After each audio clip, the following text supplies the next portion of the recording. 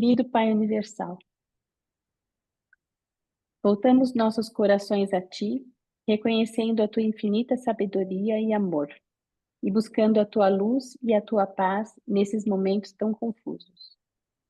Pedimos por aqueles que estão doentes, que eles possam sentir o toque curativo do Teu amor e a força renovadora da Tua presença. Que suas almas sejam confortadas e que todos encontrem esperança e recuperação em meio às suas tribulações. Intercedemos por aqueles que passam fome e necessidade.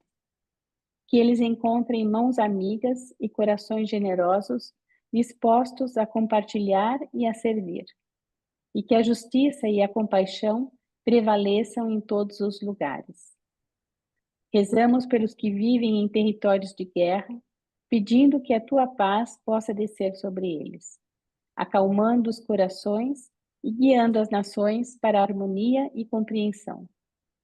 Que o amor divino possa triunfar sobre o ódio e a violência, trazendo uma nova era de reconciliação e fraternidade, para que um dia possamos viver em luz e vida. E nos lembramos também de todos aqueles que sofrem injustiças, que possam encontrar em Ti a força para resistir e a esperança para continuar. Que todos os seres humanos possam reconhecer a fraternidade universal e a paternidade divina, vivendo em harmonia e amor, conforme os ensinamentos que nos deixastes através do nosso amado Jesus. Pai de infinita misericórdia, se for da vossa vontade e não for incompatível com o nosso crescimento espiritual, escuta essa nossa prece e fortalece-nos na fé e no serviço aos nossos irmãos e irmãs. Amém. Bem, muito obrigado, Sussu. Muito bem, pessoal, muito boa noite, bem-vindo a todos. Vamos então começar a nossa leitura de hoje. Nós estamos lá continuando o documento da leitura da crucificação de Jesus. Desculpe. Precisamos então de alguém que faça a leitura para nós aqui.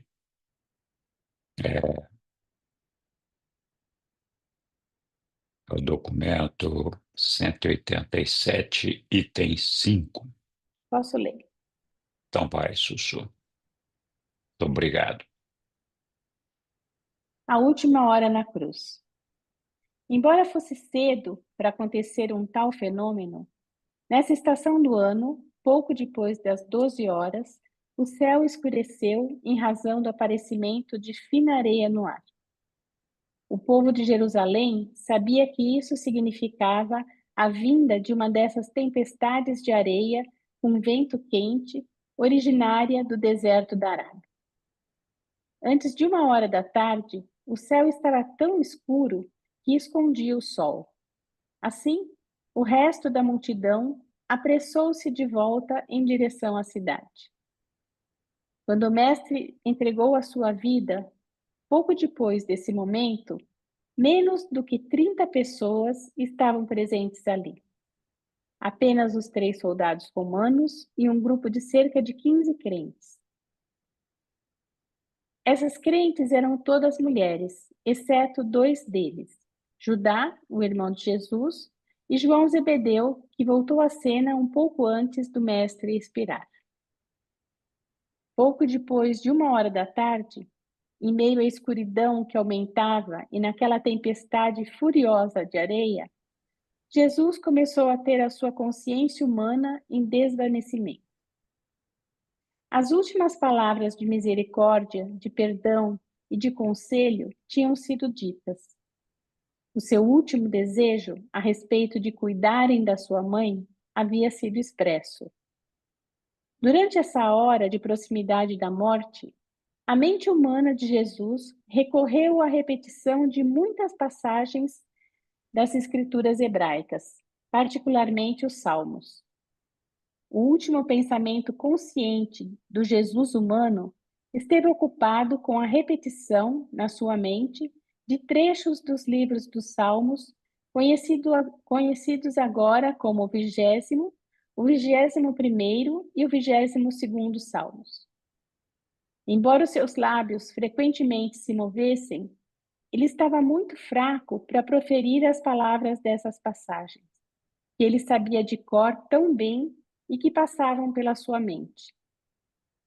Umas poucas vezes apenas, aqueles que permaneciam ali captaram alguma articulação, tal como: eu sei que o Senhor salvará os seus ungidos. A tua mão encontrará todos os meus inimigos. E, meu Deus, por que me abandonaste?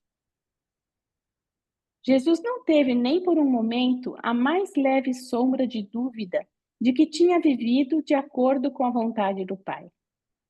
E jamais duvidou de que estava agora entregando a sua vida na carne de acordo com a vontade do Pai.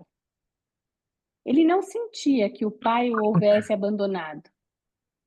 Estava meramente recitando para a própria consciência em desvanecimento muitas das Escrituras, e entre elas esse salmo, o 22º, que começa por: meu Deus, por que me abandonaste?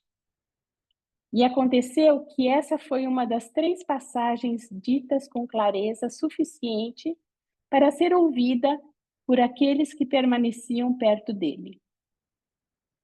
O último pedido que Jesus mortal fez aos seus semelhantes aconteceu por volta de 1h30 da tarde, quando, por uma segunda vez, ele disse: tenho sede. E o mesmo capitão da guarda novamente umedeceu os lábios dele com uma mesma tampa esponjosa umedecida com o vinho acre, comumente chamado de vinagre naqueles dias. A tempestade de areia tornou-se mais intensa e os céus escureceram-se fortemente. Os soldados e o pequeno grupo de crentes ainda permaneciam ali. Os soldados acocoraram-se perto da cruz, apertando-se para proteger-se da areia cortante. De onde estavam, a mãe de João e os outros observavam à distância, de um certo modo abrigados sob a rocha saliente. Quando o mestre finalmente deu o seu último suspiro, ao pé da sua cruz, estavam presentes João Zebedeu, o seu irmão Judá, a sua irmã Ruth, Maria Madalena e Rebeca, que vivera em Séforis. Era um pouco antes das 3 da tarde, quando Jesus, numa voz mais elevada, gritou: está acabado. Pai, nas tuas mãos eu encomendo o meu espírito. E depois de dizer isso, inclinou a sua cabeça e abandonou a luta pela vida. Quando o centurião romano viu como Jesus morreu, ele bateu no peito e disse: este foi de fato um homem reto. Verdadeiramente deve ter sido um filho de Deus. E desde aquele momento ele começou a crer em Jesus. Jesus morreu com nobreza, como tinha vivido. Ele admitiu sem reservas a sua realeza e permaneceu senhor da situação durante esse trágico dia. Caminhou voluntariamente para uma morte ignominiosa, após haver provido a segurança dos seus apóstolos escolhidos. Soube conter, em sabedoria, a violência encrenqueira de Pedro e providenciou para que João pudesse permanecer junto a ele até o fim da sua existência mortal. Revelou a sua verdadeira natureza ao sinédrio assassino e lembrou a Pilatos a fonte da sua autoridade soberana, como Filho de Deus. Ele partiu para o Gólgota, carregando a viga da sua própria cruz, e terminou a sua auto-outorga de amor, entregando o seu espírito de aquisição mortal ao Pai do Paraíso.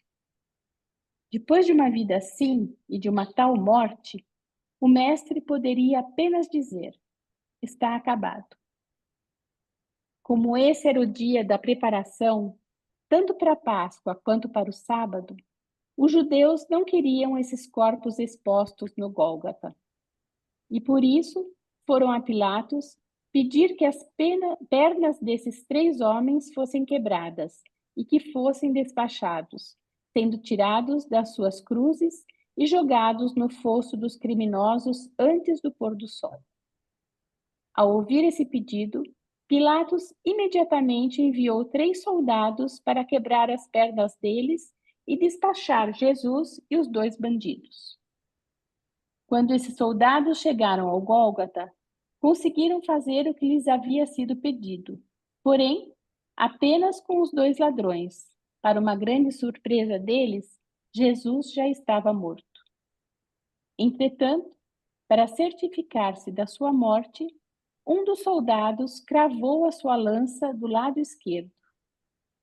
Embora fosse comum que as vítimas da crucificação permanecessem vivas na cruz por até 2 ou 3 dias, a opressiva agonia emocional e a aguda angústia espiritual de Jesus levaram a sua vida mortal na carne ao fim em menos de 5 horas e meia. Que triste, né? Você está mudo. Posso falar um pouquinho? Pode. Henrique, você está mudo. Claro. Obrigado, Sussu. Acho que eu errei. Pode falar. Posso? Então, o que me chama atenção nessa passagem aí é que, por exemplo, pelo menos muitos teólogos acreditam que Jesus era tanto dono da vida quanto da morte e que ele morreu no momento em que ele quis, em que ele diz: está tudo consumado, Pai, nas tuas mãos entrego o meu espírito e zup, morreu. E não sei a opinião de vocês a respeito disso, eu também não tenho uma opinião totalmente formada que seria essa a realidade. Por ele ser dono da vida e da morte, ele quis morrer ali, vou morrer agora, pronto. Pai, em tuas mãos eu me entrego. E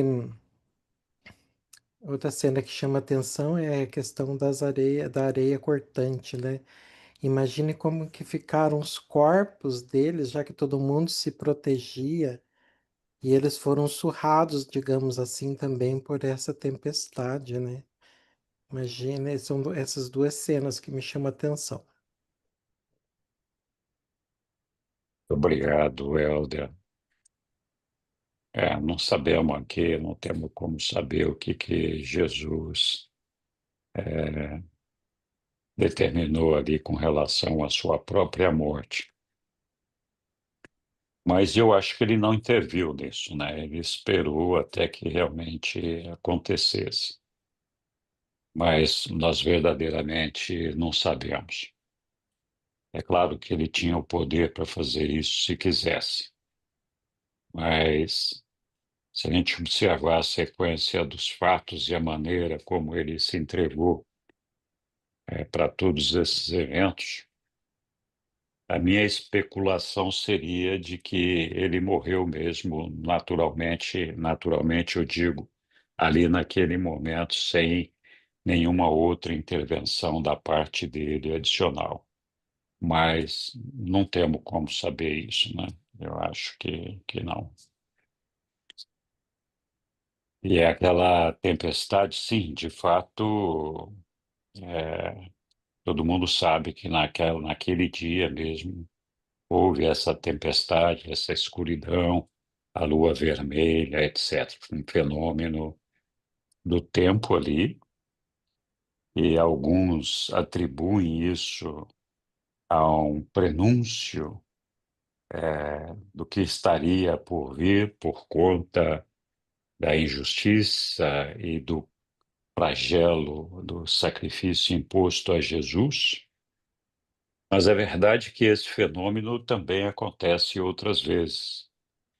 Então, poderia ser esse prenúncio ou poderia ser uma coincidência do fenômeno, como foi, por exemplo, o da estrela no nascimento, na ocasião do nascimento dele. Que eu me lembre, os reveladores não fazem nenhuma referência a isso, mas a Igreja Cristã realmente fala bastante que isso daí foi causado justamente pelo sacrifício feito a Jesus e, e que seria um prenúncio do castigo que se abateria sobre todas aquelas pessoas. Mas eu não me lembro dos reveladores terem feito nenhum comentário a respeito disso, exceto o fato de confirmar que houve mesmo a tempestade de areia, etc., né? Muito bem. Uma pena também que ah, tivesse sido capturado algumas poucas palavras que precederam a morte de Jesus ali, entre elas aquela frase de meu pai, meu pai, por que me abandonaste? Que na verdade esse é um trechinho só de um salmo. Jesus estava, como já foi dito ali, recitando todos aqueles salmos, e poucas palavras dele foram ouvidas ou entendidas completamente. E, infelizmente, ouviram essa frase aí, e muita gente atribui isso a que Jesus tivesse realmente sentido ter sido abandonado pelo pai dele, coisa que de fato nunca aconteceu, né? Então, mas infelizmente foi pensado essa frasezinha aí, e isso aí se transformou para muitos cristãos numa expressão de abandono do pai com relação ao seu filho Jesus, tá? É uma pena que tenha sido assim, como assim aconteceu com vários outros eventos. É, também é curioso a gente notar o homem que reuniu tantas multidões em torno de si, fez tantos milagres, causou tanto impacto sobre tantas pessoas. Depois, ali no momento da sua morte, menos de 30 pessoas estivessem ali presente, algumas por obrigação e algumas por compaixão mesmo de Jesus. Então, chama atenção a reação da multidão, das pessoas, que foram ali assistir aquele espetáculo, uma grande quantidade de pessoas, e logo depois que o espetáculo tivesse sido terminado, abandonaram o local e simplesmente se foram, né?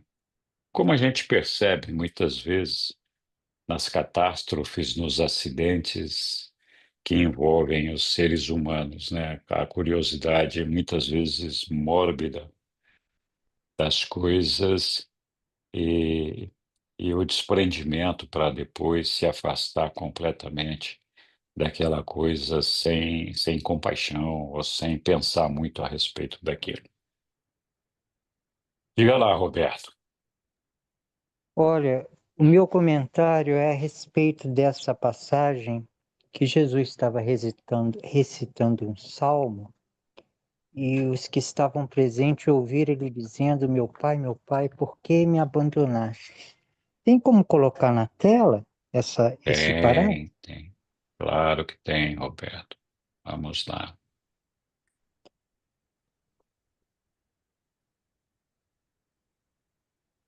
Tá aqui, ó.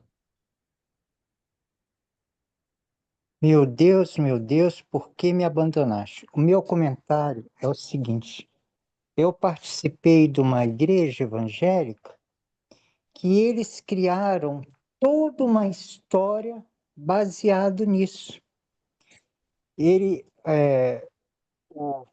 a madre, ela dizia o seguinte, que essa era a noite escura da alma e que todo cristão verdadeiro ele passaria por esse momento em que seria abandonado por Deus e ficaria só a alma dele. É um misto da doutrina da expiação e de que ser Cristo é ser o Cordeiro de Deus, entendeu? E eu impressiono como toda uma teologia foi criada em cima de um equívoco. Porque, como o livro de Urântia revela, Jesus não tinha sido abandonado pelo pai dele, ele só estava recitando um salmo. Então, como é perigoso você sacralizar ou endeusar um livro que foi inspirado, que é a Bíblia humana, e dizer que aquilo é a palavra de Deus. Isso pode gerar muitas complicações. Esse é meu único comentário. Obrigado, Roberto. Diga lá, Sussu. É, não, tudo isso que vocês falaram, eu concordo, né? E eu queria também, uma coisa que me chamou a atenção, era do impacto que Jesus tinha nas pessoas que estavam próximos a ele, sempre, durante toda a carreira, desde criança e durante toda a carreira dele, né, de evangelização, todo mundo que chegava perto de Jesus era tocado de alguma forma, né? Muitos dos sinedristas acabaram se convertendo, Pilatos mesmo não estava convencido de que, aliás, ele estava convencido que Jesus não deveria ser morto, mas ele não teve coragem de impedir isso, né, por causa dos interesses próprios deles. E ali, na hora da morte de Jesus, até o centurião romano que estava ali para executá-lo, né, reconheceu a nobreza e a bondade e a divindade de Jesus. Então, o que eu queria colocar, na verdade, é isso, né? Que esse detalhe mostra que a vida de Jesus tinha o poder, que Jesus, né, tinha o poder de converter as pessoas, inclusive na hora da morte dele. É isso. Obrigado, Sussu. Oi, Helder. Só fazendo um adendo ali do que o Roberto disse, da questão da noite escura da alma, na verdade, ela começa com um poema de São João, São João da Cruz. Se não me engano, ele foi escrito no século XVI. Até tem um livro, quem puder uma hora procurar, que se chama exatamente isso, A Noite Escura da Alma, por São João da Cruz. E ele fala exatamente do amor místico a Jesus junto de sentir sozinho ou abandonado neste mundo. É muito interessante. Obrigado, Helder. De fato, são situações curiosas, né? A gente, na condição de humano, tem essa tendência a, a construir ideias, construir bases, construir pensamentos sobre coisas que são pensadas num dado momento. Isso faz parte da natureza humana, né? Então, como nós já falamos ali, infelizmente não foi capturado muito do que Jesus estava falando ali, e embora algumas outras frases tivessem sido audíveis e tivessem sido capturadas, para muitas pessoas houve o foco, a concentração em cima dessa pequena frase aí, que resultou na construção de toda uma teologia, de toda uma ideia, como já foi mencionado aí pelo Roberto, em cima dessa questão. E por isso mesmo, nós temos que tomar muito cuidado, porque sempre que a gente estuda ou tem a oportunidade de ver os ensinamentos, não só de Bíblia ou das religiões, mas também do livro de Urântia, existem aparentemente, e eu vou dar ênfase para esse aparentemente, algumas ideias que seriam contraditórias, mas não tem contradição no livro de Urântia, na minha opinião, embora algumas pessoas acham que ele está cheio de contradições, eu ainda não consegui achá-las, mas alguém algum dia vai mostrar. De qualquer forma, a gente tem que tomar cuidado, porque a revelação é muito extensa e ela fala de coisas diferentes e aborda muitos aspectos da evolução humana.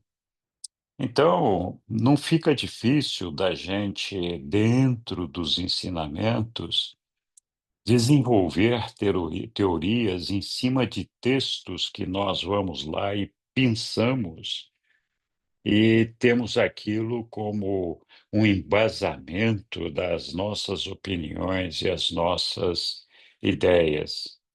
Muitas vezes isso está certo, mas às vezes está errado. Então é preciso muito cuidado quando a gente pensa esses textos assim e desenvolve uma teoria em cima deles, às vezes até forçando para que a coisa coincida com aqueles pensamentos que nós mesmos desenvolvemos sobre determinadas situações, né? Então, mas isso, infelizmente, é parte da natureza humana. Eu estou aqui falando desse trechinho específico, mas não é difícil a gente perceber o quanto a religião cristã se desviou dos caminhos pregados por Jesus em cima de construções humanas que tinham bons propósitos e boas intenções, mas que não deixaram de provocar uma distorção bastante acentuada dos ensinamentos do nosso Mestre Jesus. Então, isso só confirma a ideia de que nós, homens, temos essa tendência a tentar justificar e embasar as nossas ideias, e muitas vezes, frequentemente até, buscando um embasamento divino para isso, né? Então, precisamos tomar cuidado com essas posições, porque nem sempre a mensagem do Pai, a mensagem dos reveladores, está focada exclusivamente numa ideia ou num assunto apenas, né? Muito bem, mas eu fico realmente entristecido de que nós tenhamos tido essa situação nesse momento da morte de Jesus, com essa confusão formada em cima das poucas palavras que ele expressou ali, que foram audíveis para todos, e que esses todos fossem tão poucos, né? Fossem tão poucos, o que permitia ainda mais que as opiniões individuais ali pudessem ser desenvolvidas, uma vez que não havia, em muitos casos, o contraditório, né? Então, chegamos aqui neste ponto com uma teologia desenvolvida em cima desse tema, como muitos outros que foram desenvolvidos, a questão da Virgem Maria e tudo mais, né? Então, só para lembrar que temos muitas situações na nossa religião cristã e na própria Bíblia,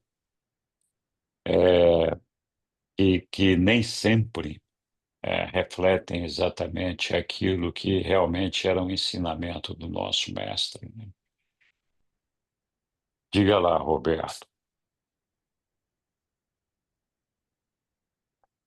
Olha, Henrique, o que você falou me faz lembrar um parágrafo no documento 118. Depois eu vou postar esse parágrafo aqui no chat, tá? Mas ele diz assim, ó. Ele diz que a verdade é viva e que tais realidades da verdade, casadas aos fatos, transformam-se em conceitos e, desse modo, ficam relegadas ao domínio das realidades cósmicas relativas. Vocês sabem que no latim a palavra conceito vem de conceptum, que significa captar. Um conceito é algo que a nossa mente humana é capaz de captar. Então, nós estamos lendo aí a respeito de fatos que aconteceram há 2000 anos atrás. Mas a verdade viva é que o nosso Senhor Jesus Cristo, ele está presente agora em espírito e verdade com todos nós. Só que é uma verdade viva. É uma verdade viva. Então, todos os fatos históricos e eventos que aconteceram, se a gente quiser, vamos dizer assim, prender a verdade nos fatos, a gente se desconecta da verdade viva presente aqui e agora. Todos os fatos do passado, eles no máximo podem se tornar conceitos captados pela nossa mente material. Mas a gente deve transcender isso e sintonizar agora com a verdade viva do nosso Senhor Jesus Cristo, unido à verdade do nosso ajustador presente agora no coração da nossa alma. Aí. Obrigado. Isso mesmo, Roberto. Muito bem. Alguém quer Eu, falar mais alguma coisa? Diga, Angélica. eu queria falar uma coisinha simples. O fato de ficarem 30 pessoas só, diante daquelas multidões que estavam, eu acho que, como escureceu, ameaçou um temporal gigantesco. Então, as pessoas, eu acredito que estavam fugindo do temporal. Eu passei por um temporal segunda-feira passada, saindo da minha aula, eu tinha que enfrentar só uma quadra. Quando chegou na meia quadra, deu um temporal, meu guarda-chuva ia voar, e assim, eu fiquei inteirinha molhada, da cabeça aos pés, até dentro da meia do tênis. Então, eu acredito que as pessoas saíram naquele momento de medo de enfrentar o temporal, você não acha, Henrique? Pode ser que não também, né? Por amor a Jesus, a gente ia enfrentar qualquer temporal, né? Qualquer tempestade, assim como os mais próximos ficaram. Mas eu penso assim, não sei. Pode ser que você tenha razão, Angélica, né? A gente não tem uma fala dos reveladores retratando isso. Então, o que nós estamos fazendo aqui, buscando fazer, O que é uma estava. interpretação desses eventos que, com certeza, pode estar equivocada. Mas Então, na semana mas passada, a gente leu que haviam mais de 1.000 pessoas, e aí os reveladores colocaram com essas palavras. Haviam mais de 1.000 pessoas para presenciar esse espetáculo sórdido. Pessoas que estavam lá interessadas em ver pessoas serem crucificadas em plena Páscoa. Então, ou seja, quem sobrou, as 30 pessoas que sobraram eram os soldados que estavam lá, 3 soldados, e o resto era a família de Jesus. Então, aqueles que queriam circo foram embora. A própria palavra espetáculo, né? Já diz tudo. infelizmente, o ser humano gosta de circo, né? Faz parte, faz parte da natureza do ser humano, de uma maneira geral. Não são todos, mas é. Diga, Balma.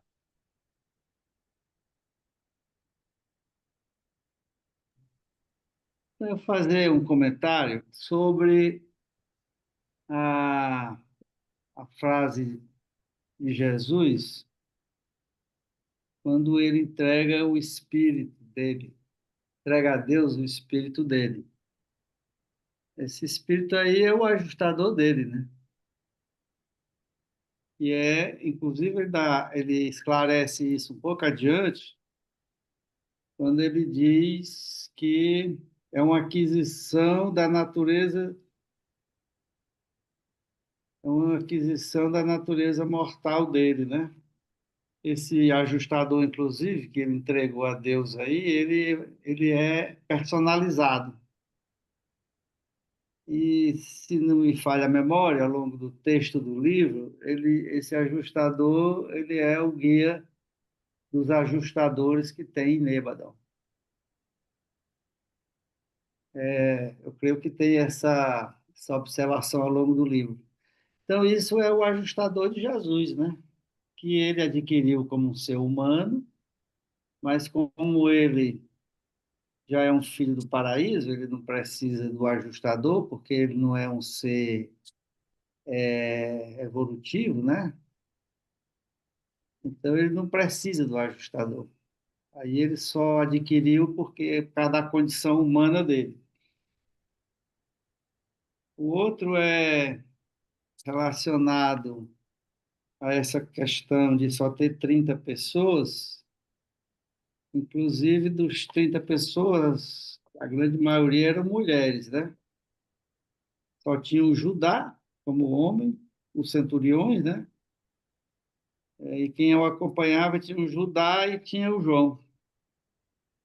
E entre as mulheres estava Maria Madalena, que era uma pessoa a quem Jesus tinha um grande amor e um respeito muito grande, e Rebeca, que era uma jovem, quando Jesus tinha 19 anos, ela apaixonou-se por Jesus com 17 anos. E, embora tenha sido negado por Jesus a possibilidade de um casamento, na verdade, ela nunca abandonou ele, até o finalzinho. E mesmo que ela não tivesse diretamente presente, a Rebeca, ela sempre acompanhava o Jesus no paralelo, né? Sem que ele necessariamente tivesse vendo ela. Não era um acompanhamento explícito, assim. Então, eles dois ficaram com ela, as duas mulheres mais próximas de Jesus, ficaram com ele até o finalzinho. Em relação a outras questões, como o fato de ter pouca gente no sepultamento, eu considero como sendo a necessidade, aliás, o desinteresse, né, pelo fato real do que aquilo poderia representar. Assim como hoje, né, a gente faz os paralelos. Hoje, para você encontrar um cristão, eu tenho grande dificuldade de contar, né, porque é uma decisão muito profunda do ser com o Criador dele, e com esse trabalho do Micael, eu acho muito difícil encontrar as pessoas que têm essa disposição interior. Então, ele, se tivesse sido hoje, tinha lá as 30 pessoas no máximo também, de alguma forma, né? Então, eram esses três comentários que eu queria fazer. Obrigado, Balma. Deixar o Hélio falar aí depois, acrescentamos alguma coisa no que você falou aí. Vamos lá, Hélio.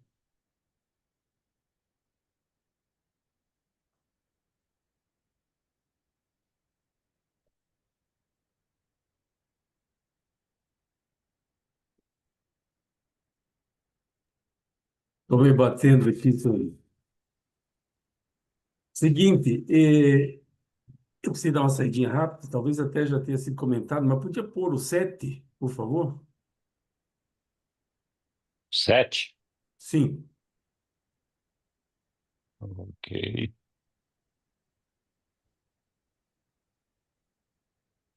Cinco, sete.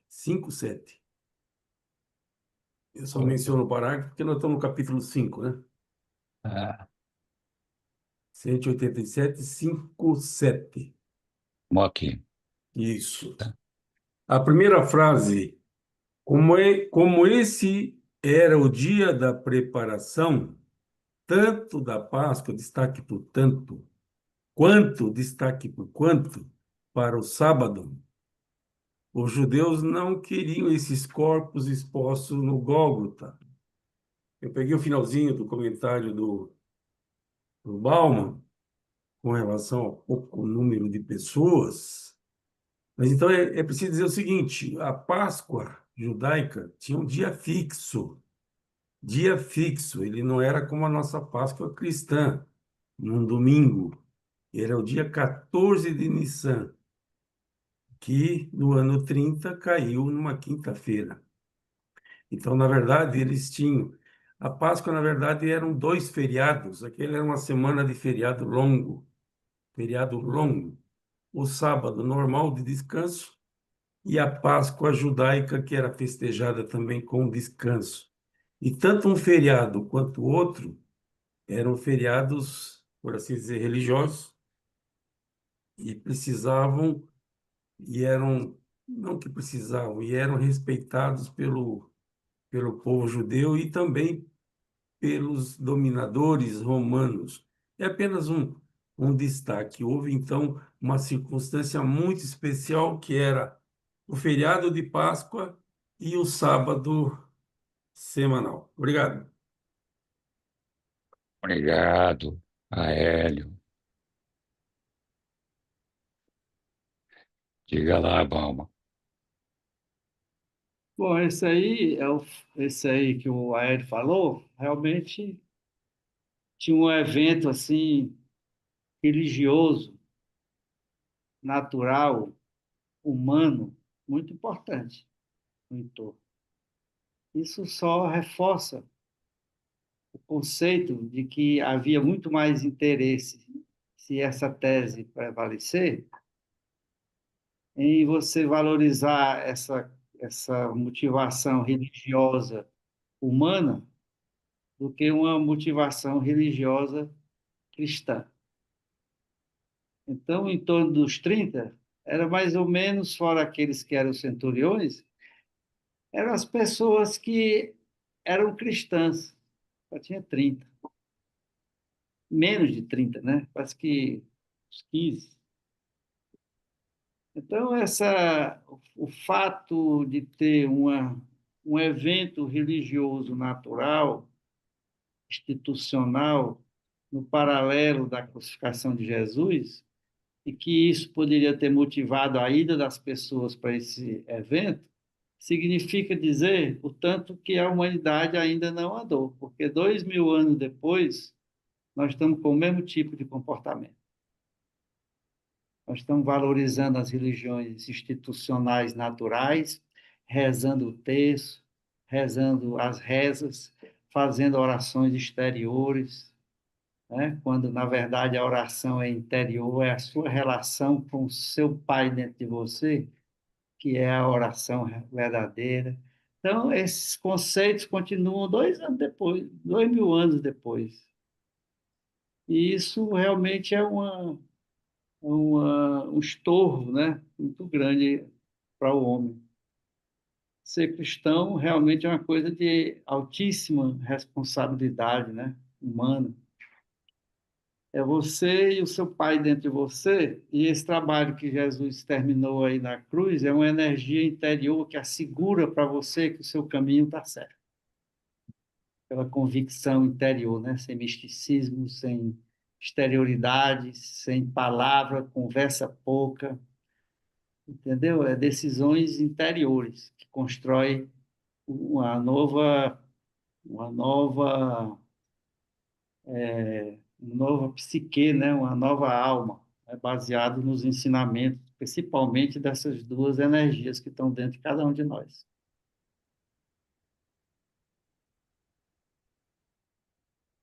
Obrigado. Bom, foi, Apenas para não perder o costume, e manter minha reputação de chato, eu gostaria de destacar duas coisas a partir da fala do Bauman. Fala dos outros eu não ouvi, então eu vou falar do Bauman. Primeiro, que a Páscoa judaica é um evento religioso. Foi instituída lá, ainda no Egito, quando os primogênitos dos hebreus foram preservados de morte, enquanto os primogênitos dos egípcios foram mortos. Então, isso é um evento atribuído a livramento divino e foi instituído como uma celebração de memória religiosa. O sábado, igualmente, faz parte do quarto mandamento, entre os 10, e para os judeus daqueles dias, e algumas religiões dos nossos dias, o sábado é um evento religioso, não é uma instituição humana, é uma instituição atribuída a Deus. Esse é o primeiro comentário. Ambos são religiosos. Agora, o Bauman lembrou bem que nos nossos dias, passados 2000 anos, ainda existem algumas discussões acadêmicas, a gente até acaba desperdiçando tempo para ver o seguinte. Pergunto, o que é mais importante para a cristandade? O Natal, celebrado no dia 25 de dezembro, ou a Páscoa, celebrada em abril? Aí alguns vão dizer, é o Natal, por isso, por aquilo, é a Páscoa, que é a morte por outros motivos, porque, enfim, para a cristandade é mais importante a morte do que propriamente o nascimento, porque o nascimento nascem crianças todos os dias, e mesmo naqueles dias nasciam todos os dias, não há nada de excepcional com relação ao nascimento de uma criança. Ainda que hajam outros que pensam diferente. Mas aí, em relação à Páscoa, que tem a ver com a morte, também há debate na cristandade, alguns entendendo que o dia mais importante é o dia de sexta-feira, quando Jesus foi morto. É ali que está o sacrifício, ali é que está a vindicação, é ali que está alguém entregando a própria vida em nome da humanidade, segundo a maioria das igrejas, segundo a totalidade das igrejas cristãs. Pois muito bem, outro já entende diferente. Não, não é a morte. Todo mundo morre. E morreram os ladrões também. Foi só Jesus que morreu. Os ladrões também morreram. Então, morte é morte, não tem nada de especial. E outro já entende diferente, que o que conta não é a morte, o que conta é a ressurreição. Todo mundo morre, mas quem ressuscita? Seja como for, quem é que ressuscita? Se Jesus não tivesse ressuscitado, seria mais um entre tantos daqueles dias e entre tantos desde então, nesses últimos 2000 anos. Seja como for, se isso é um debate acadêmico, se é um debate teológico, se é um debate de quem quer dar ocupação para a língua, tem quem faça defesa e quem faça ataque. Eu me inscrevi apenas para continuar sendo chato e chamar a atenção dos demais a partir do texto que foi postado. Grato. foi aéreo. Obrigado, não quero te decepcionar. Se você faz questão de ser chato, eu vou reconhecer. Você é chato, então pronto, assim você fica feliz. Vamos lá, mas olha, é só uma Você brincadeira, não não é o podia. primeiro, não precisa se preocupar, você não é o primeiro. Não, não, não me Seria preocupo diferente se com você isso. não reconhecesse. Obrigado. Só tô fazendo piada em cima do que você falou. Diga lá, ô Helder.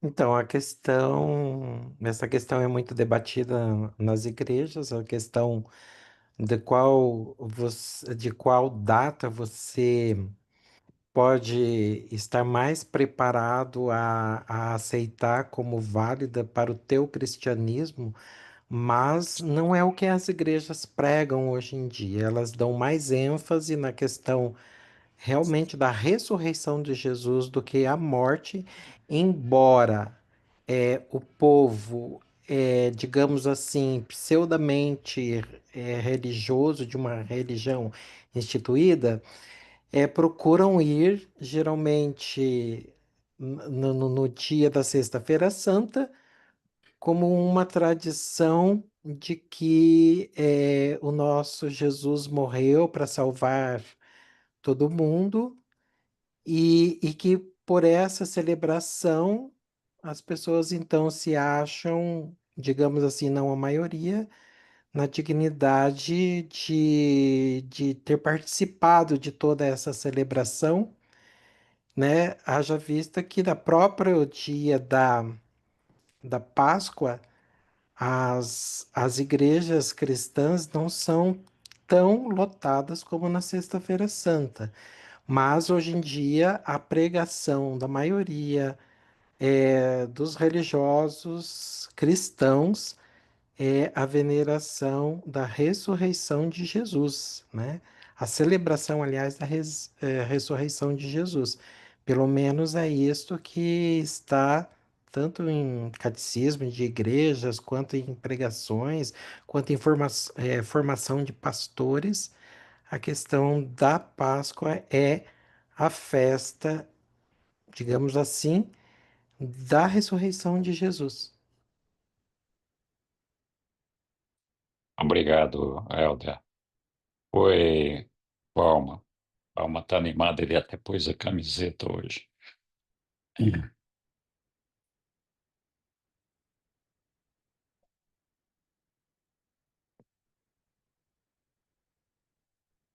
Tá, Palma, está fechado o seu microfone. Desculpa.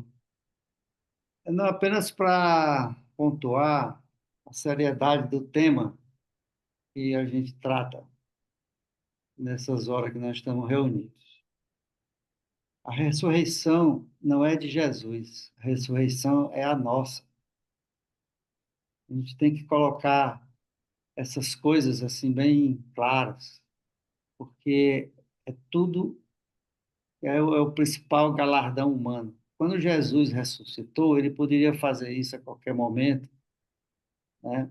Depois da morte dele, ele tinha esse poder. Acontece que ele ressuscitou para dizer para nós que aquele mesmo fenômeno que ele está fazendo, promovendo, é o mesmo fenômeno que nós vamos viver. Todos nós, né? O cristão que se concentra e se dedica à religião de Jesus tem isso como uma absoluta certeza no coração dele. Então, Jesus não ressuscitou para ele, a ressurreição não é dele. A ressurreição é dele simplesmente para ele ensinar para nós que estamos aqui inconscientes, num plano material, de que aquilo que estava acontecendo com ele é o mesmo corpo, é a mesma manifestação que nós teremos na nossa ressurreição. Ou vocês têm dúvida de que vocês todos puderão ser ressuscitados? Nós temos que ter essa fé absoluta. Nós precisamos muito ler o livro de Urântia, que ele veio deixar isso assim absolutamente claro. A questão é que a gente lê pouco o livro. E essas coisas ficam meio que nebulosas. A gente tem dificuldade de associar o ensinamento do livro com o nosso processo interior, né? E isso é uma coisa que a gente tem muita dificuldade. A ressurreição é uma ressurreição de Jesus só e simplesmente para provar para nós, para demonstrar para nós que aquele fenômeno que ele está apresentando, ele aparecer depois de morto, significa dizer que ele tem um corpo, né? Vai ter uma realidade. Ele está, na verdade, no mundo moroncial, que é o para onde nós vamos. Então, não é aquela, né, aquela observação mística da ressurreição de Jesus, como se isso fosse o fato mais relevante. Ele está querendo dizer para nós que nós temos toda a possibilidade de, em vez de ser um ser animal, próximo do animal, simplesmente mortal, nós somos seres que poderemos ser e temos o potencial para ser seres eternos. Quem quiser acreditar, que acredite. Mas esse é o que está posto cosmicamente para os seres evolutivos, né? Era isso que eu queria falar. Muito bom, bom, obrigado, viu? Oi, Lília. Oi. Então, com relação à ressurreição, né? Na Igreja Católica existe uma coisa chamada assim, não é uma coisa, mas os cristãos, eles fazem a via sacra, né? Uma prática dos católicos, eles fazem a via sacra na quaresma. E antigamente tinha 14 estações, que eles falam, 14 cenas, né? De Jesus, desde a condenação até a morte, que é lembrado nessa, geralmente uma vez por semana eles fazem. E, recentemente foi incluída a 15ª estação, que eles falam, a 15ª cena, que é a cena da ressurreição. Então, está mudando aos poucos essa questão, né? De não, que não para na morte de Jesus, mas vai para a ressurreição, que é onde nós devemos viver nessa esperança da ressurreição. Mas eu queria falar sobre a última frase do texto, se você pudesse colocar, Claro, Rick. posso sim, Lília. Já vamos para lá imediatamente. Está aqui. Então, ali fala assim, né? Que Jesus, ele morreu numa opressiva agonia, ou devido, né? Essa opressiva agonia emocional e aguda angústia espiritual. Primeiro, levaram Jesus à morte, a sua vida mortal na carne, ao fim, em menos de 5 horas e meia, porque a princípio eu entendi que quando ele foi, mesmo quando ele estava ali, indo, né, para o Gólgota, ele estava, e depois que aquele anjo deu forças para ele ali, né, ah, quando ele pediu a Deus que afastasse, né, que se fosse da vontade de Deus, que ele não sofresse, né, aquela morte na cruz. Mas depois que ele viu que ele ia sofrer mesmo, que ele ia ter a morte na cruz, veio um anjo e deu forças para ele. E ele ficou assim, mas não tranquilo, mas ele estava bem. Então, o livro fala que ele estava aceitando ali e fazendo aquele sacrifício, entre aspas, por amor, né? Estava fazendo tudo aquilo que estava acontecendo com ele. Mas aqui fala em opressiva agonia emocional, sabe? Então dá uma impressão muito que quando ele estava ali na cruz, né? Aquilo para ele foi.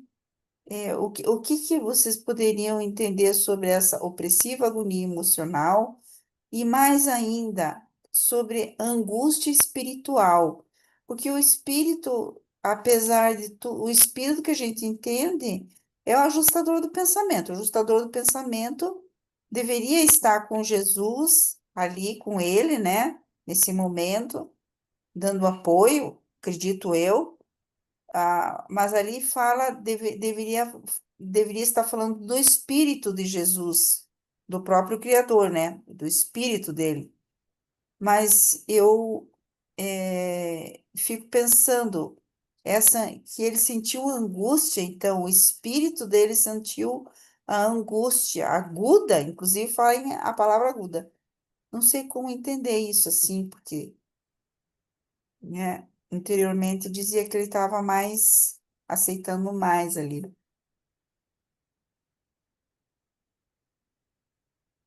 Oi, Lilian. Ó, antes de passar para o Hélio, eu queria comentar um negócio aqui, porque também já foi comentado pelo Bauman e agora por você. E só para dar colocar uma outra interpretação nessa questão do ajustador do pensamento de Jesus. Claro, nós ali podemos fazer inúmeras interpretações, mas o fato é que o ajustador de pensamento de Jesus já havia sido personalizado, já não habitava mais a mente de Jesus. Naquele momento, com certeza, estava acompanhando e observando tudo que estava acontecendo com Jesus, mas de fora, não de dentro, na minha opinião. Ele não estava na mente de Jesus, já desde o batismo. Eu acho que quando Jesus, ali na cruz, fala para o nosso Pai, entrega a Ele o Espírito, é, existe muita confusão entre seres humanos, as pessoas e alguns dos próprios seres celestiais sobre alma e espírito. A alma tem um componente espiritual expressivo, né? Então existe muita especulação sobre os estudantes do livro de Urântia, sobre o que teria acontecido à alma de Jesus, porque ele claramente desenvolveu a alma dele a ponto de alcançar aquela possível fusão com o ajustador do pensamento, então ele teria completado todos os círculos cósmicos e alcançado o ponto central desses círculos cósmicos, momento em que ele já tinha completado o desenvolvimento da sua alma. Posto que essa alma não se fusionou e ainda permanecia com Jesus até o momento da morte dele, porque a alma não o abandonou enquanto ele esteve encarnado, então existe uma especulação de que o que ele estaria entregando ao Pai seria a alma dele, que a alma dele não se fusionou. Existe muita especulação sobre o que acontece com a alma desses Micaéis, para onde elas vão e o que é feito com elas. Existem algumas ideias, algumas teorias que eu não vou agora abordar aqui, mas, do meu ponto de vista, uma interpretação adicional àquelas que já foram feitas, eu acho que o que Jesus estava entregando ali era a alma dele para o pai dele. É, lembra? A alma se fusiona com o ajustador do pensamento. Ele não iria se fusionar. Mas, ora, o ajustador do pensamento é uma fração do nosso pai. Então, essa alma, de alguma forma, tem um destino, que é o destino, que o destino é o nosso pai, né? Então, essa que seria uma possível ideia. Com relação a essa questão que a Lilian colocou agora, realmente chama a atenção a forma como o texto está colocado, e eu, com certeza, tenho uma ideia sobre uma ideia pessoal, uma interpretação pessoal, que pode estar completamente equivocada, sobre o que eles queriam dizer com essa questão emocional e essa angústia espiritual. Eu acho que o Jesus teve naquele momento momentos muito difíceis na condição de um ser humano, material, mortal, que, como todos os humanos na carne, é, sofrem severamente as consequências de um sacrifício como esse, da imposição de uma dor como essa, de uma humilhação como essa. Nenhum de nós gostaria de passar por isso, não por questões espirituais, senão por questões físicas mesmo. É uma coisa terrível para todos nós e não poderia ser diferente para Jesus. E, ao mesmo tempo, Jesus se debatia ali no desejo de cumprir a vontade do Pai dele. Então, e de outro lado, o desejo amoroso de continuar servindo aos homens, aos filhos dele, que também são irmãos dele, a criação dele, que a quem ele ama tanto, sabendo de todas as imperfeições dos seres humanos. Então, ele tinha, de um lado, esse amor gigantesco por todos nós, que ele mostrou até o momento da morte, tinha essa questão de atender à vontade do pai dele, tinha a questão de viver como um ser humano. Eu imagino que tudo isso, com certeza, ocasionava um efeito emocional sobre a mente de Jesus muito acentuada, muito acentuada. E eu acho que essa angústia espiritual era justamente a de perceber a pobreza espiritual que nós estávamos vivendo naquele momento, e ele se conduía daquela coisa de ver os homens com um espírito tão pobre, tão degradado, e ele, como soberano desse sistema, desejando que todos nós o alcançássemos ali. Eu acho que isso não poderia deixar de provocar ele a uma angústia espiritual.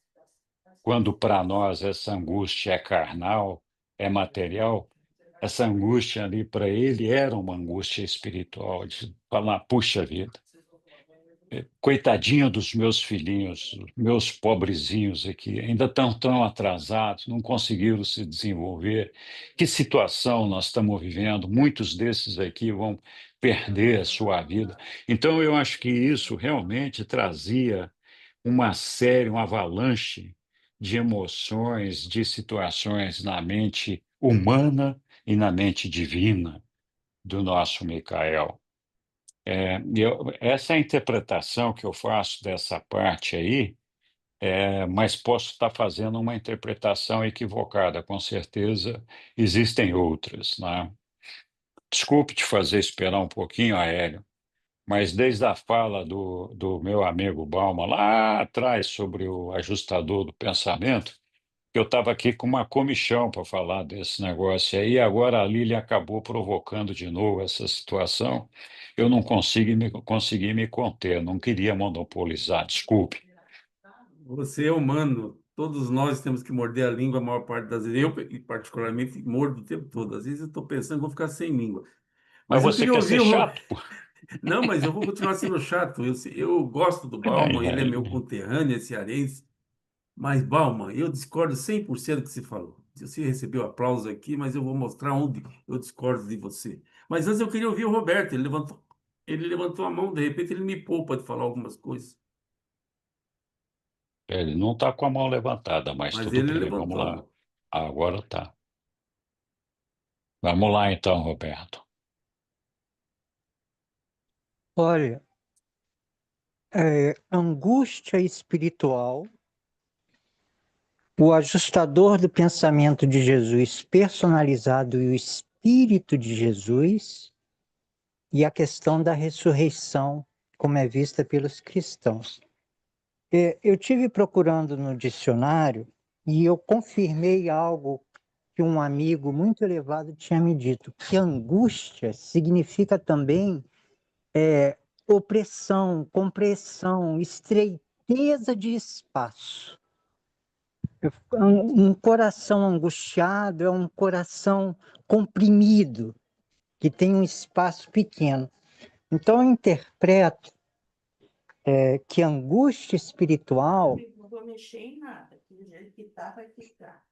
significa que talvez Jesus ele não tivesse sentindo que o seu espírito expansivo ele estivesse assim livre, feliz, expansivo. Ele estava concentrado, estava com um espaço pequeno. Outro detalhe, a gente às vezes chama o ajustador de pensamento de espírito, e na verdade ele é um espírito divino. Mas alguns urantianos costumam dizer que o ajustador é mais do que espírito. E eu entendo que o ajustador é um eu divino. Ele é mais do que espírito, ele é energia, tudo divino e absolutamente unido. Eu quero dizer que o ajustador do pensamento personalizado de Jesus Cristo é um ser, é uma pessoa inteira e divina, mas o Espírito de Jesus é um aspecto da pessoa de Jesus. Então, quando Jesus diz na cruz, Pai, em suas mãos eu entrego o meu espírito, ele estava falando do espírito dele, de Jesus Cristo. Essa é a minha interpretação. Nós, seres humanos, também temos um corpo, uma mente, uma alma, um espírito com um novo nome e um eu divino ajustador do pensamento. Nós também temos um espírito. E o meu último comentário a respeito da ressurreição, muito baseado no que o Helder falou. Irmão Helder, é um conhecedor, eu agradeço.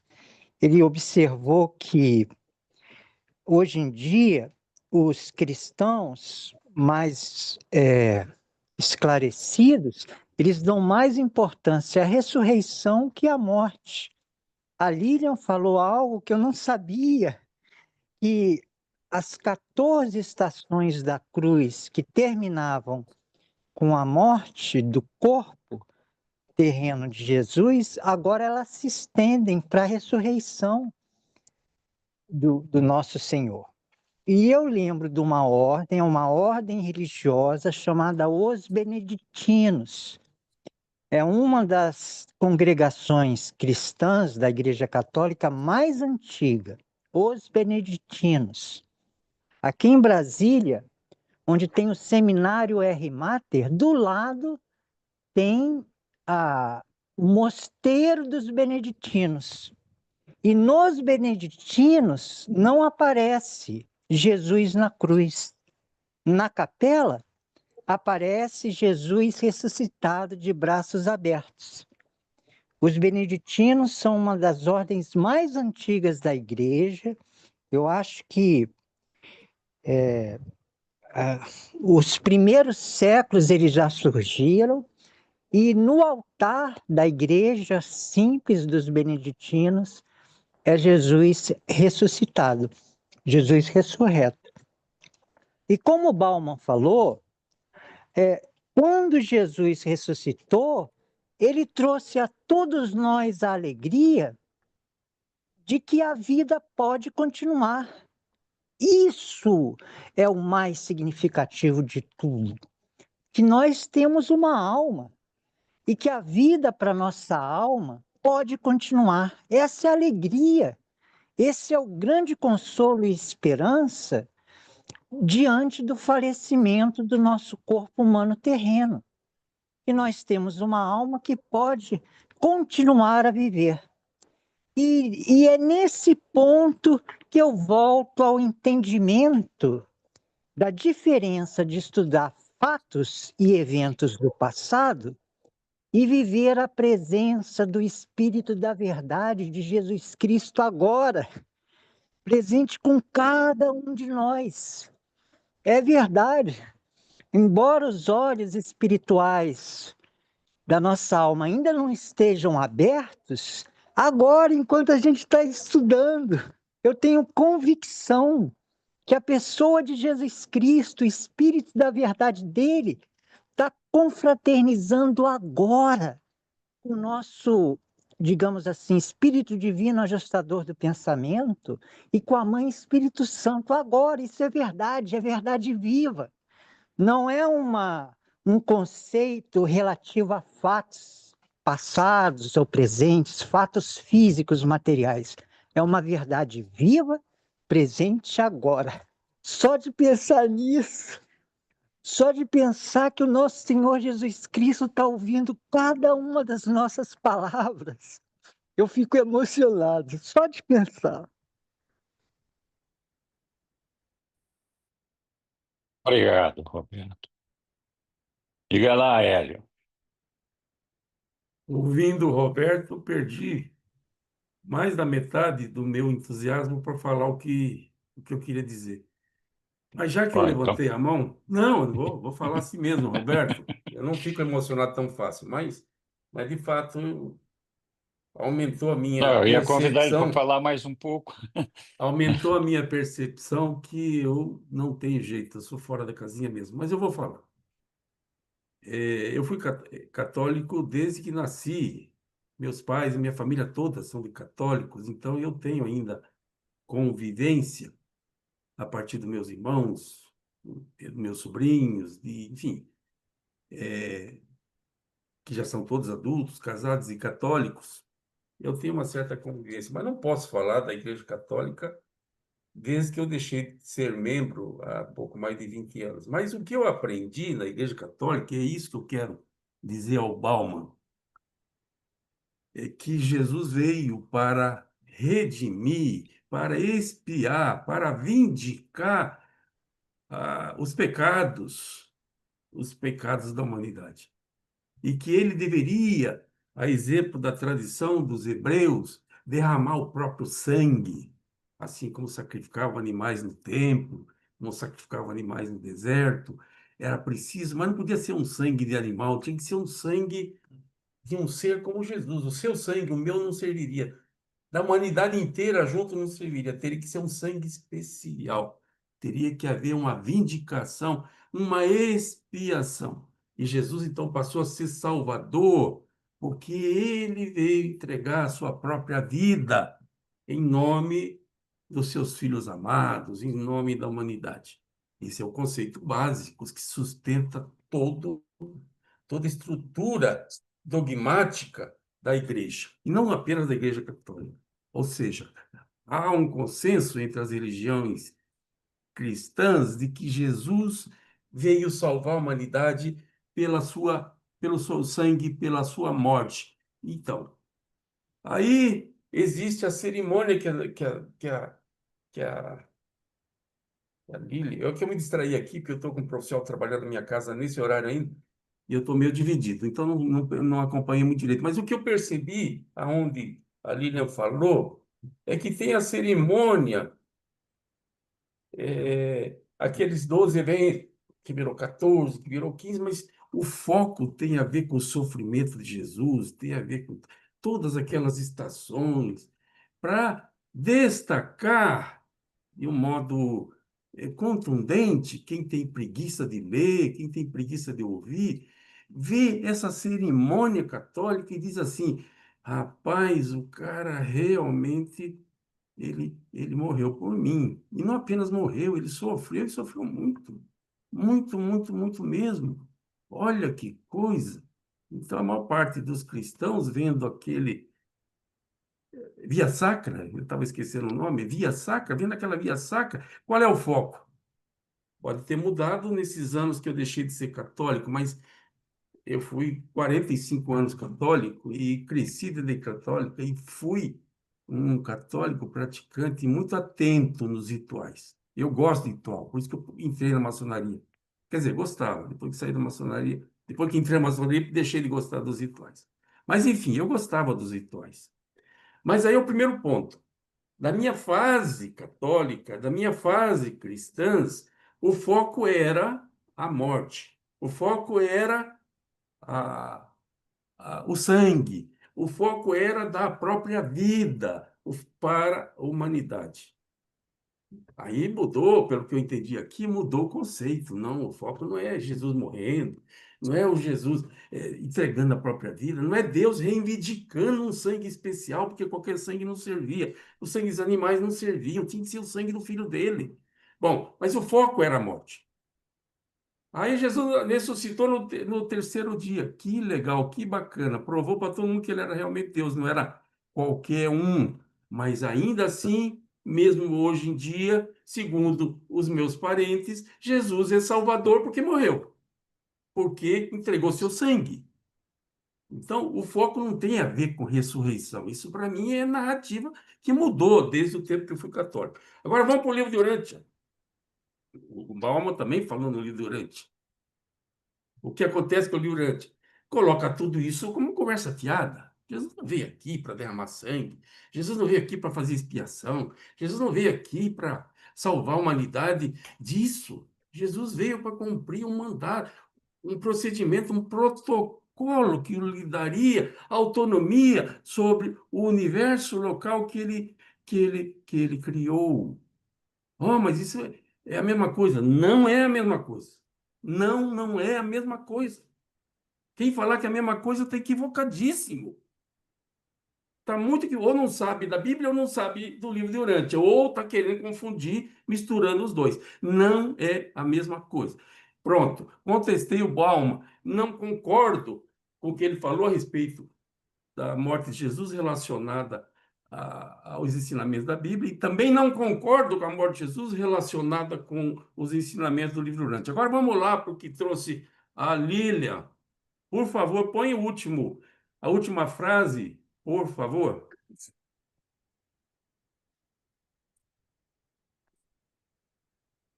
O Eu vou ler Roberto de falou novo. pouco.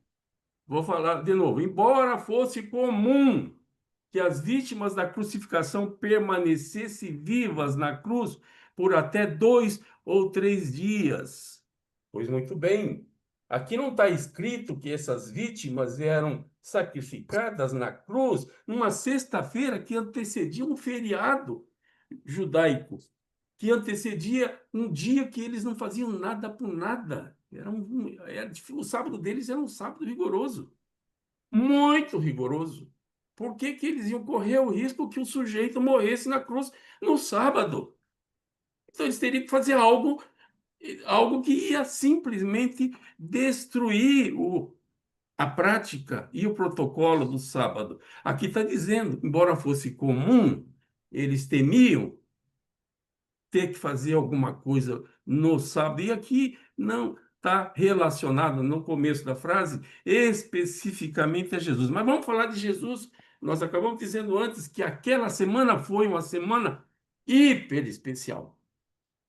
Era uma semana de feriado prolongado, o feriado da Páscoa, que não aconteceu no sábado, porque dia 14 de Nissan, cada ano é um dia diferente.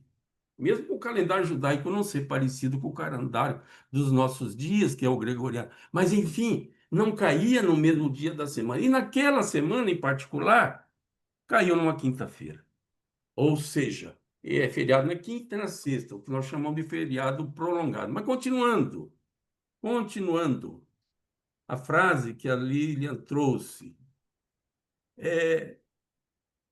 a agonia emocional e a angústia espiritual de Jesus já vinha desde que ele foi aprisionado, desde que ele sabia que seria morto, desde que ele se despediu dos apóstolos. Então, a situação, eu não sou psicólogo, mas eu imagino que a antecipação da morte, às vezes, é pior do que a própria morte.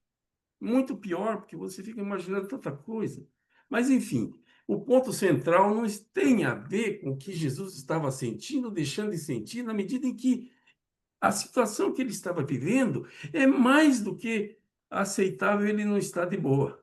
É muito aceitável que ele não estivesse de boa. Então, não tem a ver com o que Jesus sentia ou deixava de sentir, que aqui sugere, pelo menos nos comentários, que Jesus disse assim: olha, eu já sofri que chega, já estou nesse estado lastimável, minha angústia está extrapolando. Então, me leva, me mate, me expire. Não falou nada disso. Claro que também não deixou de falar, eu posso especular como outro qualquer, Mas, enfim, não tem a ver com Jesus, tem a ver com o fato de que os judeus poderiam esperar a próxima semana, ou seja, já que era uma semana especial, podia esperar aquela semana, deixar Jesus aprisionado e pendurá-lo no madeiro na semana seguinte, sem essa urgência que o feriado e o sábado estavam impondo. Eu ia falar outra coisa, mas eu acho que eu falei mais do que eu queria. Obrigado. Nada, diga lá, Balma. A réplica é tréplica. Não, não é uma tréplica, não. É simplesmente uma observação para que vocês possam, para que a gente, né, nós possamos entender a dificuldade de superar as religiões que são institucionalizadas, né? Porque essa questão do conceito de que Jesus veio para remir o nosso pecado, isso é uma coisa completamente superada, né? Isso é uma coisa que está dentro da religião católica e muito especialmente distribuída em outras seitas ditas cristãs. Eu estou falando de cristão, eu não estou falando de pessoas que seguem as religiões institucionais. Pessoas que seguem as religiões institucionais, elas estão submetidas ao seu arcabouço teológico, ideológico, conceitual, né? Por que é que em 2003 eu joguei tudo isso fora? Porque você cresce à medida que a sua religião cresce, né? Você não tem a escolha individual, você não tem a volição de fazer as suas escolhas e as suas decisões interiores. Então você fica sempre, a gente observa isso, né? A gente está sempre fazendo referência ao que a família falou, os parentes falou, né? Aos que as pessoas que estão no seu entorno falou, a sua vida passada nessas instituições.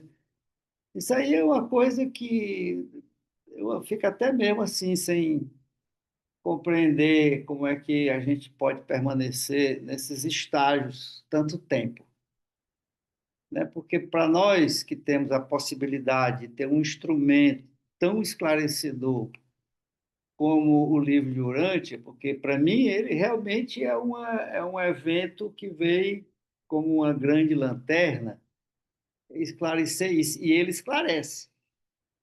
Quase que não fica nada por dizer, né? Mas isso aí tudo é coisa do passado, né? Nós temos que ter como eu já fiz esse exemplo, né? Ter assim uma lixeirazinha ali do lado, proporção que vai superando essas instituições e esses dogmas, né?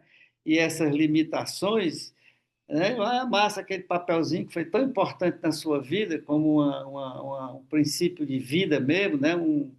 Uma rota de vida, amassa e joga no lixo. A gente passa muito tempo apegado a essas religiões que já estão completamente superadas. Quem superou? Jesus superou. Ele veio dizer que, na verdade, é que não precisa disso. Nada disso é preciso. As religiões, as instituições, né? Eu estava vendo agora na internet o Papa todo vestido com aquela roupa. Aquilo, do ponto de vista humano, é completamente ridículo. A grandeza dali é o homem, não é a roupa. Né? A roupa é uma coisa que o homem inventou ao longo desses tempos todos, para dar a ele uma grandeza pelo visual externo. A gente já era para ter superado isso há muito tempo. A outra coisa são as orações, né? A oração, Jesus teve muita resistência para ensinar a família dele o que era orar. A família pedindo uma oração recitada e ele querendo explicar que a oração é interior, é do homem com o pai dele. E a turma não queria, não aceitava. Nós estamos falando de 2000 anos atrás, a família dele. Aí ele ensinou o Pai Nosso, que está lá o processo, né? Ele, pelo menos, potencializou o Pai Nosso como uma fonte de uma reflexão do que interiormente para o homem aquilo poderia representar. Pai nosso que estás no céu, seja feita a vossa vontade. É isso que nós temos que fazer internamente. Então, ele ensinou uma reza exterior. E hoje nós estamos repetindo as rezas exterior, né? Então, essas coisas que nós compreendemos, que precisa de muito tempo para a gente ir compreendendo e ir mudando, mas é preciso muito interesse, né? Nós estamos muito apegados ao que é ao velho. O velho é o que Jesus pediu para esquecer e procurar o novo. O novo é a religião dele. E a religião dele nós não entendemos ainda. A verdade é essa. 2000 anos depois.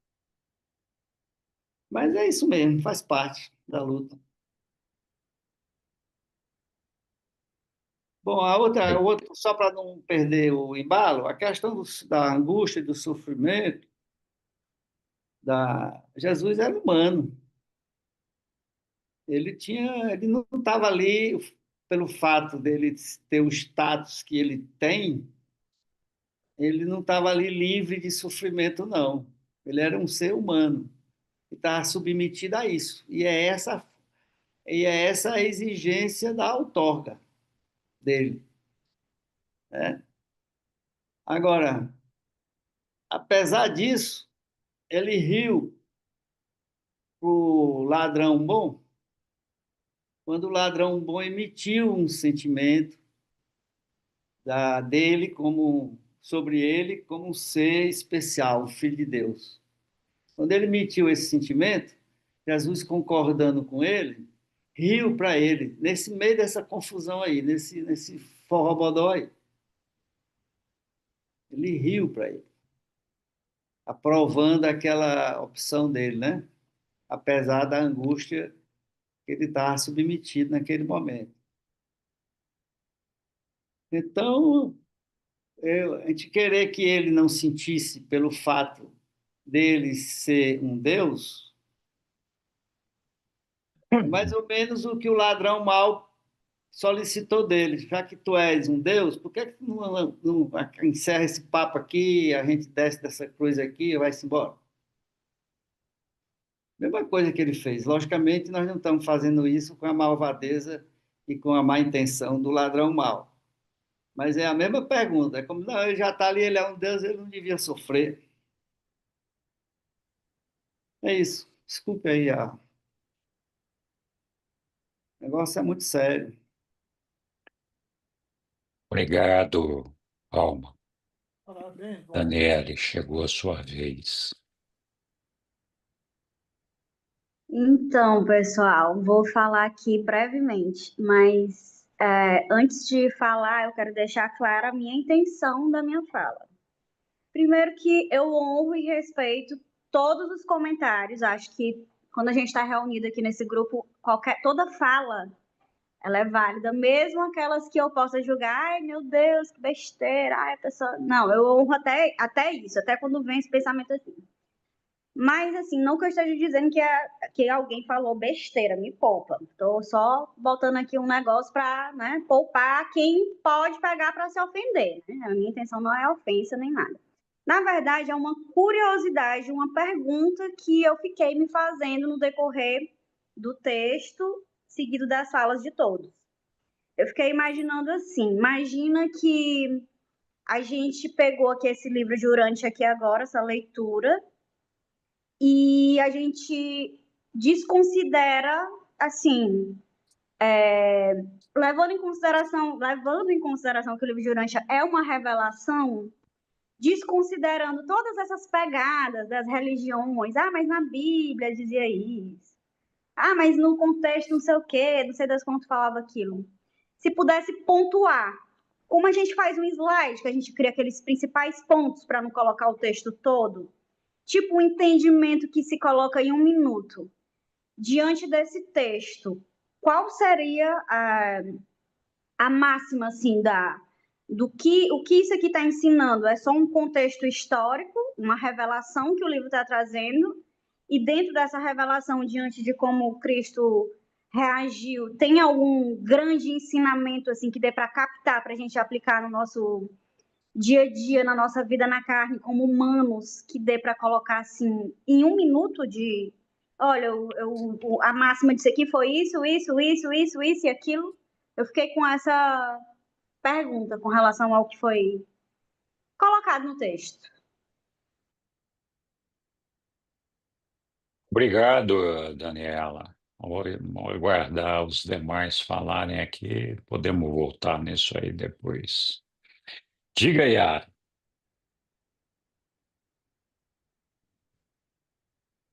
Quero falar de onde eu me encontro, assim, no Hum. meu desenvolvimento espiritual e como estudante aqui do livro de Urântia.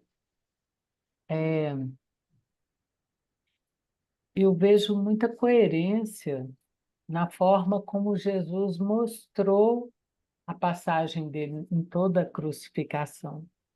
Desde o momento em que a gente estudou ele enquanto garoto, ele foi um garoto diferenciado, mas, sobretudo, eu também tenho um olhar de que ele foi humano, ele veio através de um corpo de mulher humana, Maria. Quanta simbologia, quanta grandeza, quanto a ele ser filho de Deus, filho do homem, né? Na minha maneira de compreender, eu em nenhum momento consigo dissociar o fato dele ser Deus da experiência humana. Então, enquanto um ser humano que experimentou a experiência de vir trazer o reino de Deus, ele experimentou como um humano, e eu sinto que isso tornou possível tocar a humanidade a ponto de 2000 anos depois ou mais, nós estamos aqui estudando e muitas outras pessoas no mundo estão, quer dizer, nós estamos em contato com o que ele viveu. Então, quando ele morre na cruz e ressuscita com um corpo, né? Eu acho que faz sentido para mim imaginar um corpo moroncial. Então, sim, eu acredito no sofrimento humano dele e na angústia espiritual dele. Isso não, mesmo sendo Deus, não tira dele o corpo humano. Ele teve no corpo a mostra do que aconteceria com todos os corpos humanos que estavam passando ali, por ali, que tivessem a mesma crueldade sofrida na pele. Então, assim, eu quero dizer é que é exatamente porque ele foi completamente humano é que eu percebo a divindade dele, né? Porque isso é capaz de tocar todos os outros seres humanos. Se ele passasse por ali sem ser capaz de sentir isso, ele seria superior. Assim, ele estaria mostrando uma versão, ou mesmo que não tivesse essa intenção, poderia ser visto pela humanidade de uma forma diferente de um ser humano que estivesse ali na condição dele. Agora, tendo vivido e tendo o livro aqui trazido esse último parágrafo, eu acho interessante ver isso num texto do livro de Urântia. Eu realmente, assim, eu sinto uma comunhão, uma coisa assim mais inteira de saber que nós, seres humanos, nós somos capazes de nos elevar e de ter uma evolução espiritual diante de uma experiência extrema como Jesus, mas a gente não significa que nós vamos estar imunizados. Então, é isso que eu sinto, que Jesus, ele não ficou imunizado pelo fato de ser Deus. Ele vivenciou completamente uma experiência humana, de tal forma que ele depois apareceu com um corpo morancial, que, sim, eu também acredito que é indício de que nós também poderemos ter uma experiência como essa. Não sei se teremos um corpo visível para que as pessoas possam ter assim a nossa visão, porque nós somos seres humanos, mas que nós vamos processando a experiência nesse caminho, eu também acredito. E estou falando para expressar o que eu acredito, porque quando a gente consegue evoluir como ser pensante, a gente evolui no todo, né? E a minha religião está se tornando essa religião de Jesus, que me torna possível de sentir vivamente, né, todo esse ensinamento que eu, Yara, apenas eu, Yara, estou sendo capaz de criar dentro de mim, na minha compreensão. É isso. Obrigado, Yara. Bom. Gratidão, Yara, gratidão. Oi, Lilian. Então, depois que todos falaram, eu cheguei à seguinte conclusão, que esse espírito é o espírito de Jesus mesmo. Que como a Yara falou e outros falaram também, e você falou, Henrique, é Jesus sofreu como um Deus e um homem, né? Que ele sofreu toda aquela opressão, aquele povo xingando ele mesmo ali, e vendo todo o sofrimento e o atraso, acho que, né, que a humanidade estava ali. Então, é o Deus, é o humano e o divino em Jesus, porque ele é verdadeiramente Deus e verdadeiramente homem, e isso ali se expressou na cruz. E esse Espírito é o Espírito de Jesus mesmo. Interessante que eu fui procurar no livro mesmo, e da, depois do batismo, o livro fala em ajustador personalizado de Jesus. Ele não fala mais em ajustador do pensamento de Jesus, ele fala ajustador personalizado de Jesus, né? Que depois ele teve umas conversas com o ajustador, não, ali na cruz não aparece, né? Realmente que o ajustador estivesse ali, mas ele teve, por ocasião de Lázaro, tudo, e ele inclusive, tem uma parte que eu vou mandar depois para o Roberto, que fala sobre ajustador, mas não vou me delongar sobre essa questão aqui. E outra coisa, a gente às vezes se admira, né, como o povo ainda não entendeu, mas hoje eu estava lendo sobre as eras dos mortais, as épocas, né, das vindas dos filhos divinos, e depois de um filho auto-outorgado, essa era, ela dura entre 10.000 anos a 100.000 anos. Isso em mundos normais, assim, né? Então, para a gente ver que nós estamos só no início.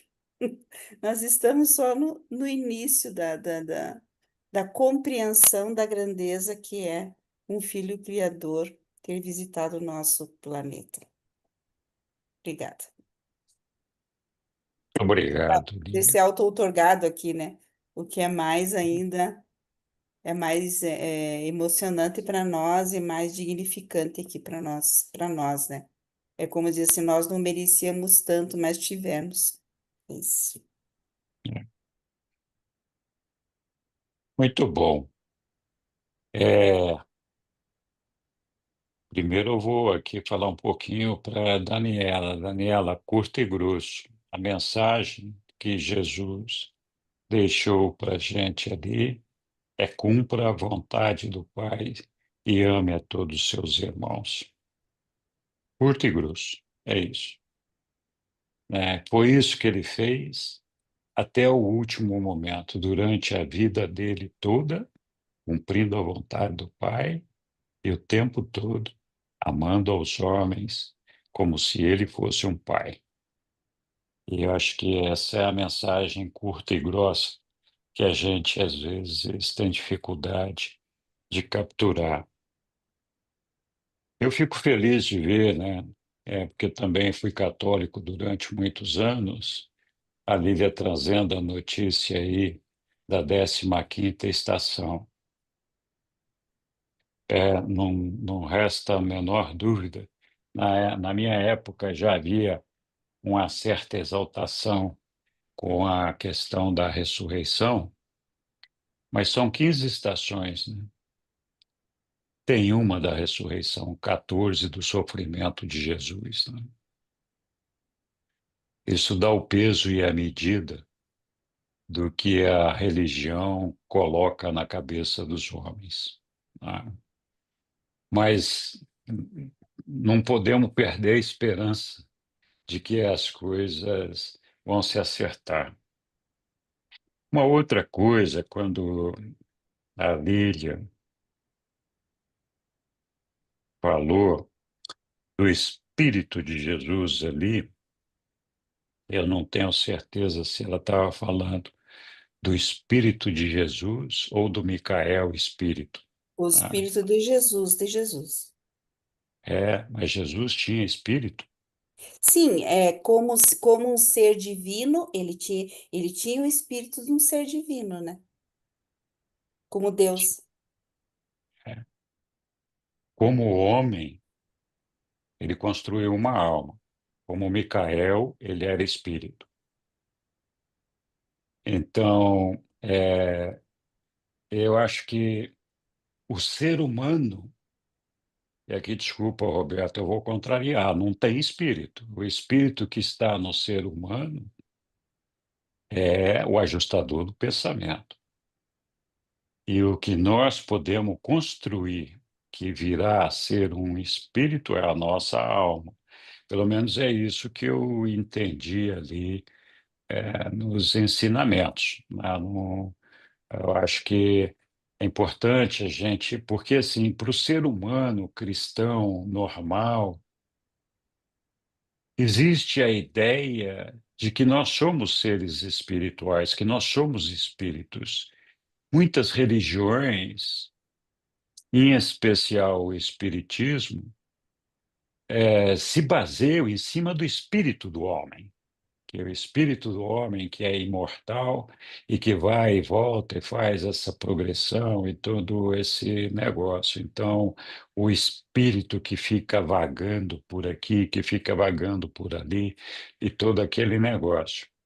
Segundo o livro de Urante, aqui não estou querendo desmerecer nenhuma reunião, muito pelo contrário, eu fui espírita e eu respeito profundamente todas as religiões.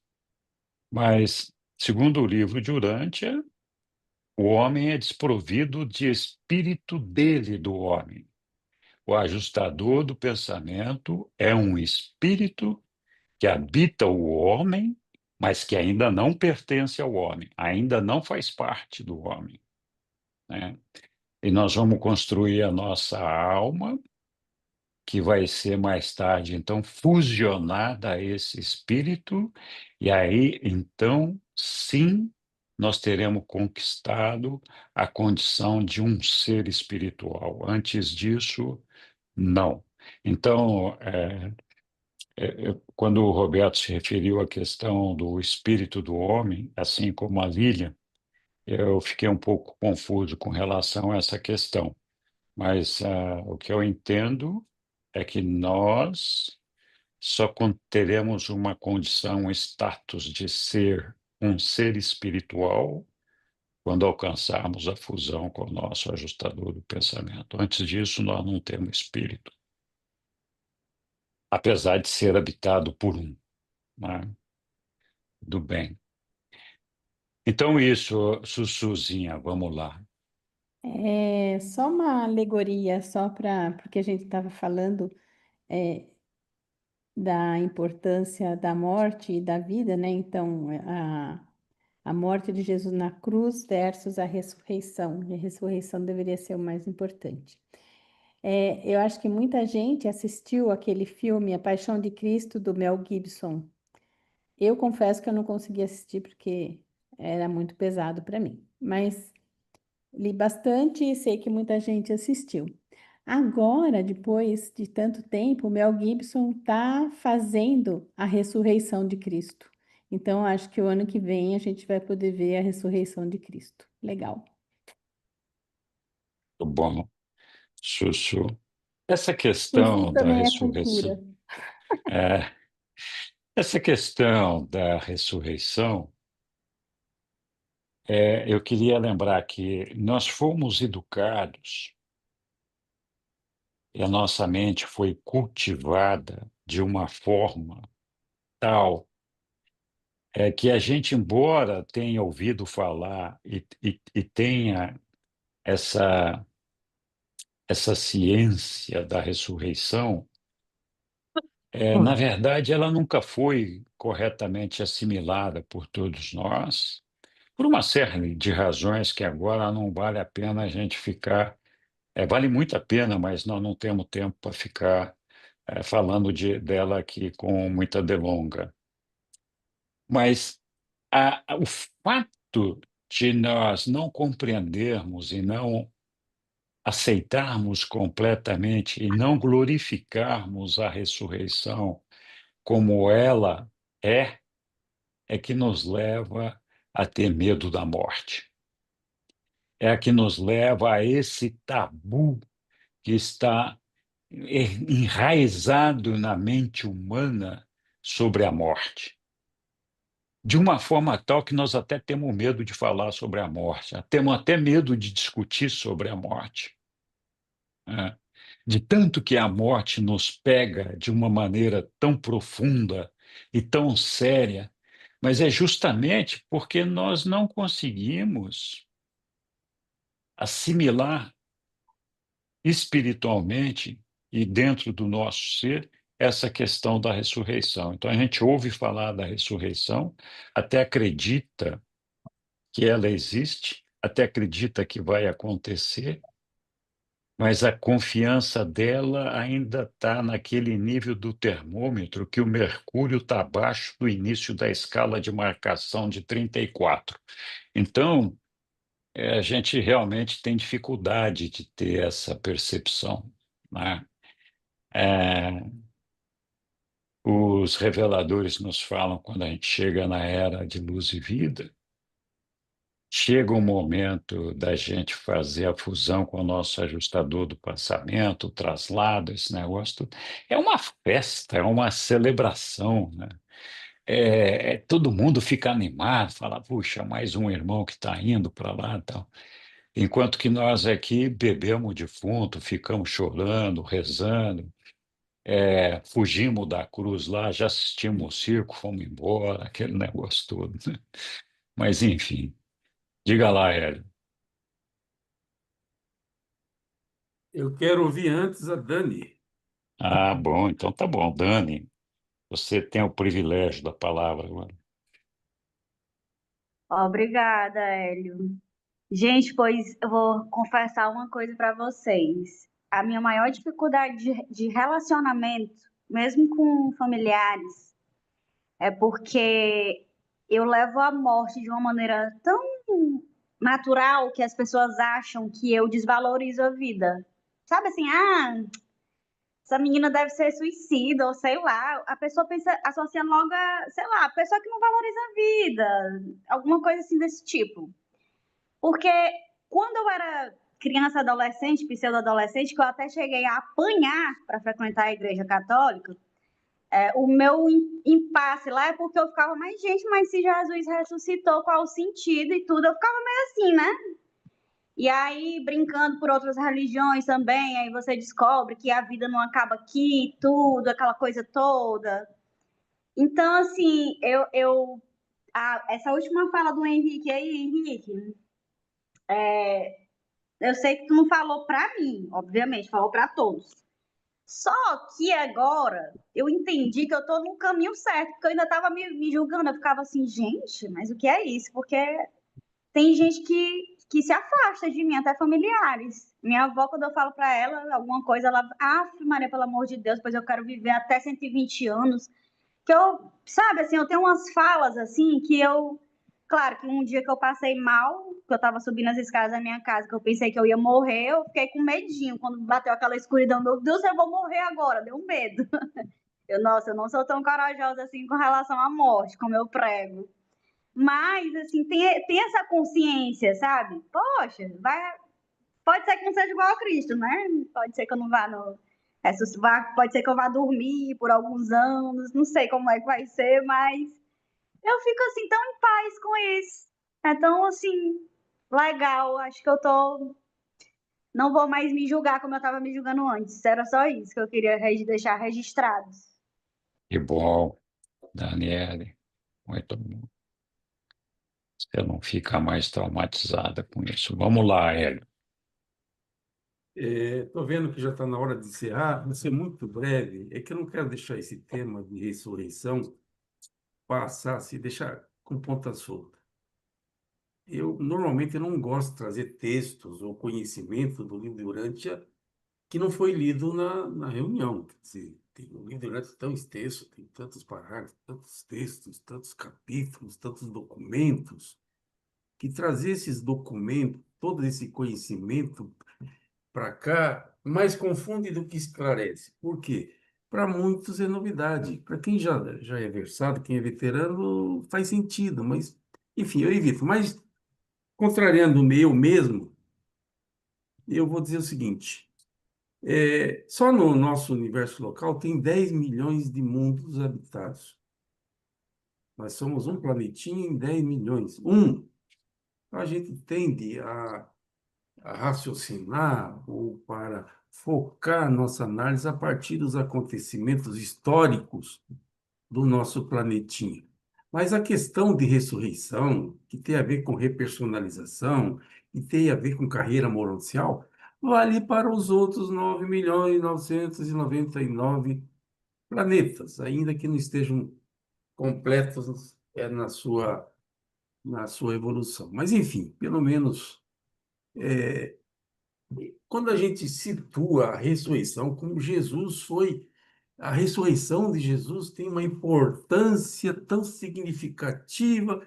Meu Deus, isso de ressurreição é um projeto muito maior. A gente, como disse Henrique há pouco, é que é limitado, é muito limitado.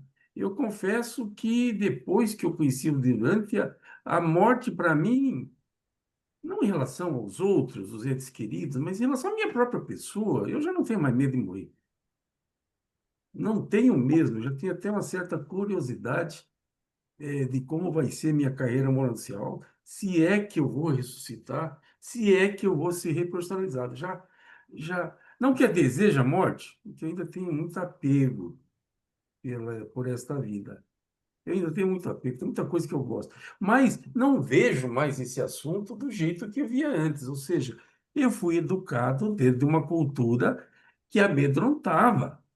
Nossa Senhora, amedrontava. Mas isso deixou de existir desde o livro de Urântia. E eu estou aqui trazendo informação especulativa para dizer a repersonalização e a ressurreição é coisa muito antiga.